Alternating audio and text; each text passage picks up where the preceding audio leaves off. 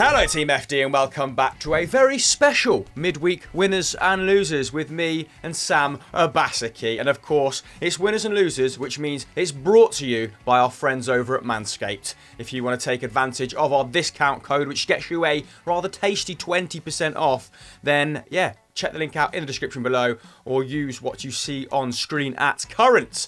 Now on today's episode, we're going to take a break from Euro 2020. Our content has been quite Euros heavy, so we thought we'd take this opportunity to check back in with the transfer market. And in fact, we're going to determine, Sam, who has had the best start to the window so far, because there's some interesting deals that have gone under the radar. But first, I want to know how you are. Because you're at training yesterday. Did you pick up an injury? No, I didn't, and you will be proud to know that I haven't been injured for quite a while now, actually. Since I came out of the hospital in December, I've been training my...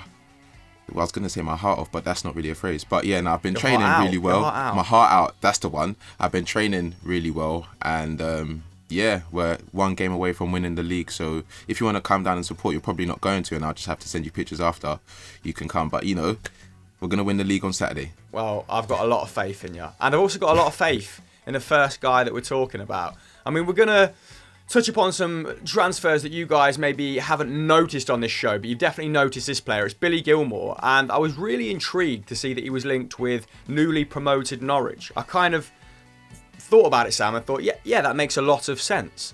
So let's delve into that.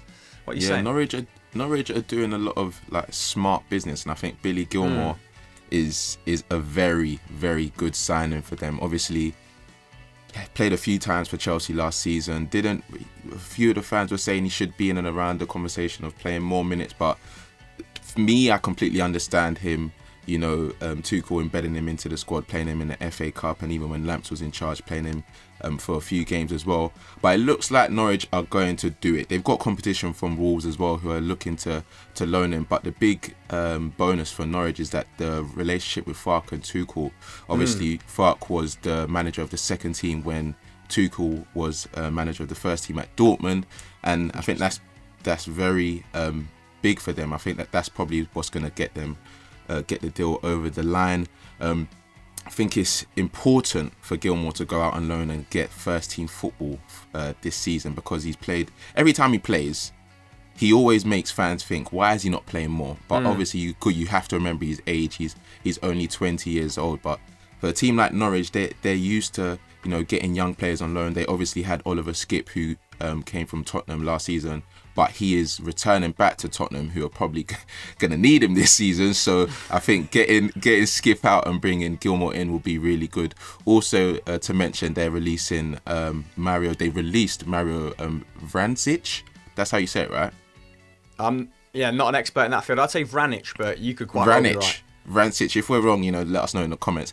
But yeah, I think Skipp will obviously be a big miss. He claimed a place in the PFA Championship Team of the Year and featured in all but one of Norwich's league games last season. His role in the Canaries team was very much of a midfield controller. So I think getting Gilmore in, we've seen him do it for Chelsea. We saw him do it for Scotland, and unfortunately he wasn't able to play their final game against Croatia, and I think he was a big miss in that game. They needed someone that was a bit dogged in midfield, not afraid to get on the ball under pressure. So I think it's going to be very good for him. Obviously, he's recently turned 20 years old, and this is the moment for him to like kick on. Obviously, like, we know that a lot of Chelsea players do go out on loan, and then you never really know if they're going to come back. We've seen Tomori sign for AC Milan, but I think Gilmore, he's definitely got a future for at Chelsea. Yeah, and he needs those minutes, doesn't he? He needs to rack up some serious minutes, because we've been speaking about him as this prodigious young talent for the last 2 years, and he's actually only made 5 league starts for Chelsea in that time. A further 11 appearances in cup competitions, and he took little time, didn't he, to leave his impression. I think he won man of the match in his first 2 starts for Chelsea, one against Liverpool in the FA Cup, and then against Everton a few days later. Of course, both came under Lampard, like you referenced earlier. And then he did suffer that serious knee injury, didn't he, that led him to, you know, be on the doctor's table for quite some time. Didn't return for Chelsea until December 2020. So that momentum went straight away, and he was unable to pick it up when Tuchel came in, because Tuchel had quite a fixed side. Of course, when he returned to fitness, The results were sort of eluding Lampard, weren't they? So not a great time for him to break back into the starting 11. And I think now, yes, needs to... Like, Skip will have an advantage over him right now. They're both 20, but Skip has played all those championship games. And it's going to hopefully bode well for him, you know, trying to break into the Tottenham side. And hopefully Gilmore can have a year like that, but in the Premier League, because there's no doubting he is of Premier League calibre, right? So, yeah, let's hope he can be that controller, sustain the numbers that Skip put up, which were impressive, by the way. I've got them down here. So he was third for most passes in the side per 90. He put up the second highest defensive output on 3.3 tackles and interceptions. So he found his feet straight away, did Skip, and let's hope that we see something similar with Gilmore. We've seen that he can run games at the highest level, haven't we? We saw that at the Euros, obviously, that much celebrated performance against England where he registered the most passes despite only playing 76 minutes. Most passes for Scotland, that is. But of all the sides he could go to, obviously Norwich have been lauded for playing a positive brand of football. Do you think this is a good fit for him, Sam? When you saw this, were you like, yeah, okay, this makes a lot of sense? Yeah, no, definitely. I think the last time Norwich came to the Premier League, they failed to make those signings that you could kind of say, okay, cool, they're going to survive. I think this time they're going for players like Gilmore, who've got like a few caps in the Premier League, but they've got huge potential, and they've been rumoured to quite a few players as well this season. I think that they're collecting quite a few gems that can keep them up this season. I think they're going to keep Campbell as well. Obviously, they're losing Buendia, but the style of football that they actually play, I'm quite excited to see Gilmore in that system. I think it's going to be really good for his progress as a footballer, and yeah, man, it's gonna be really interesting. I think I didn't expect that to happen, but when I saw it, I was like, yeah, that makes sense. Yeah, Farke didn't really move away from that 4-2-3-1, did he, last season? So there is a position for Gilmore at the base of midfield with Skip going out. I think Vranic played a little bit further forward before he was released. So they definitely need midfield reinforcements, and that looks to be a very good first move. Of course, I've signed Rashika as well, who's comes with some potential. Also rumoured to be competing for the signature of Christopher Ajer from Celtic with RB Leipzig and Newcastle. So good luck with that. I think there is going to be quite a transfer tussle for the Norwegians' signature. Anyway, let's move on to Watford. They're our next side. They're another promoted team that are trying to do bits before the big clubs enter the market in a meaningful way. A lot of people waiting for the Euros to come and go, aren't they, before they make their moves. And Watford and Norwich getting there before, you know. And one of the people that they've signed in the hope that he'll maybe come good, maybe this is a player that a bigger team wouldn't have taken a gamble on owing to the last 18 months he's had, is Emmanuel Dennis from Club Brugge. And he's going to be a relative unknown to our audience. So let's educate here. Who is he? What is he about, Sam? Well, the 23-year-old Nigerian has got a decent record in the Jupiler Pro League for Club Brugge. He's obviously scored 19 goals in 53 appearances, and he also scored 2 goals in the draw that they had at Real Madrid in the group stages in the Champions League in 2019. So he's not a guy that shies away from the big moments. However, he was offloaded to German side FC Cologne halfway through the 2021 season, where he failed to score in 9 appearances. It was said that Club Brugge got rid of him for disciplinary reasons, with high-profile incidents, including refusing to get on a bus before a Champions League clash with Borussia Dortmund because his preferred seat was occupied.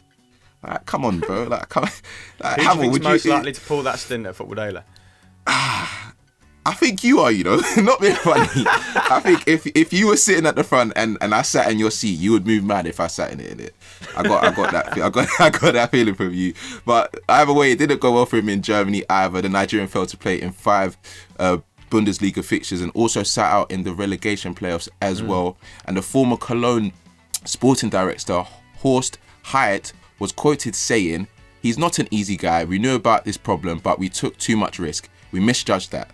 That was a bad transfer. That is my responsibility." So, didn't have a great time in Germany, but he's only 23 years old, so he's still got some potential. Yeah, like you said, 19 goals in 53 starts. Not bad when he is playing. But when he played in Germany, wasn't much of a goal threat at all. It was a unproductive loan spell, to say the least. It was like the reverse Jesse Lingard. He offered up 0.9 shots when he was on the pitch, but he did complete 2.1 dribbles per 90 in his limited Bundesliga minutes, which ranked him first in the squad. So there is perhaps an indication that he's worth persevering with there, despite his much maligned temperament. I mean, at 21, he featured 6 times in the Champions League against the likes of Real Madrid, Galatasaray and PSG, so it's a really strong group, and he put up 2.7 dribbles and 2.7 shots and scored 2 goals.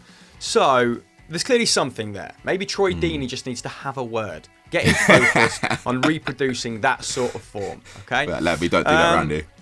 But where is he going to play, I hear you ask? Especially as Watford already have 2 very dribbly, capable wingers in the form of João Pedro and Ismaila Sarr, right? And Ismaila Sarr was the top goal scorer last season with 13. João Pedro, the 18-year-old, played through the middle, although had a tendency to drift out wide. I'm not sure if they're going to persevere with him through the middle. He did only score 9 goals. I mean, 9 goals is very respectable for an 18-year-old in his debut campaign in the Championship.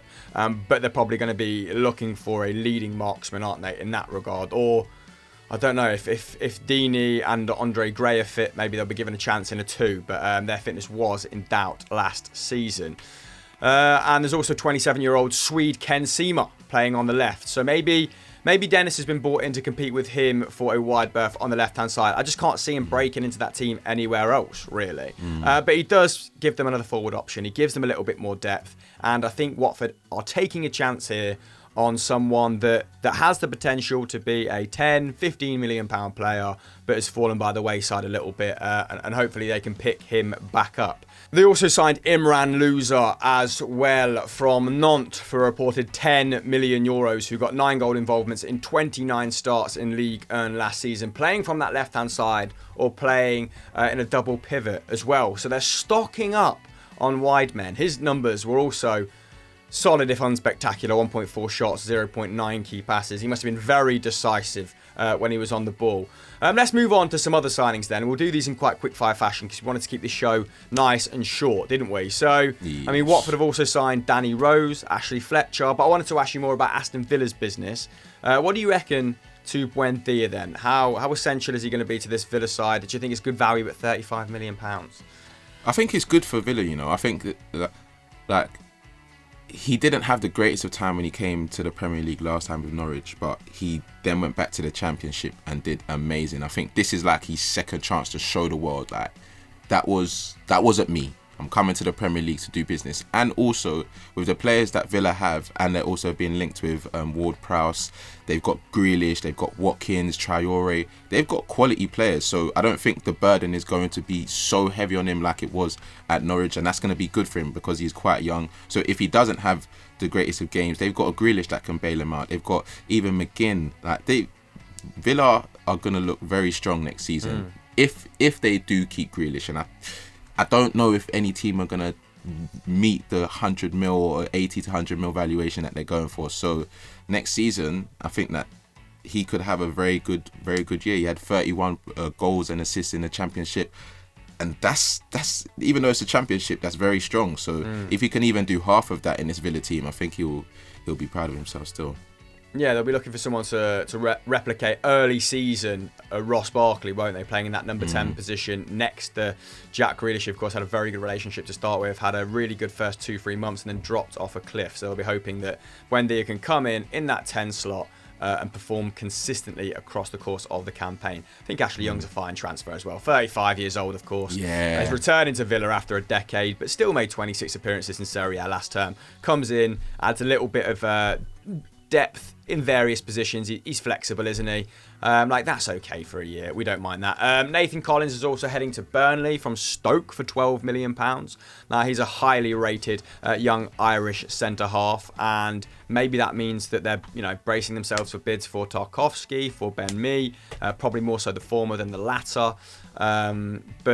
But we'll wait to see.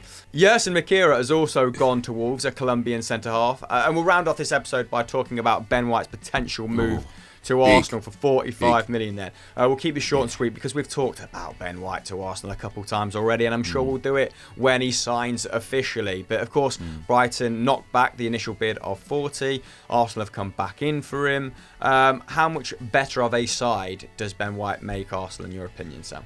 Much better, man. I think I really, really rate Ben White. Obviously, he's unfortunate not to play for England during the Euros because obviously Stones, Mings and Maguire are ahead of him. However, he's got a big future. And last season, he looked solid, man. Like, a lot of fans don't actually know what foot he is because he's so comfortable on both. Like, I think I found out the other day that he was right-footed. He is. He's right-footed. Everyone thinks he's left-footed. Yeah, like genuinely I thought it was left-footed because of how composed he is, playing left back sometimes, playing centre back. So yeah, if they get him, I think that will definitely be a step in the right direction because Arsenal last season wasn't really great, you know, so they need to make a few signings like this to, you know, to make a step in the right direction. Yeah, and he adds just a bit more progression from the back as well, doesn't he? Ben White has that. He's unnervingly comfortable on the ball, good little progressor with it, can definitely pass between the lines, which, you know, they have to an extent with Holding and Gabriel, but a bit more cultured in that regard. Composure, man. Yeah, man.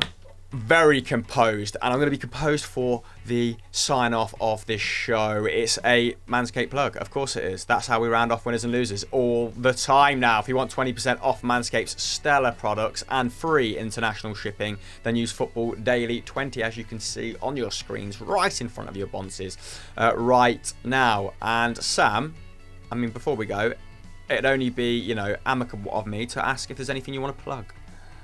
Snapchat, subscribe.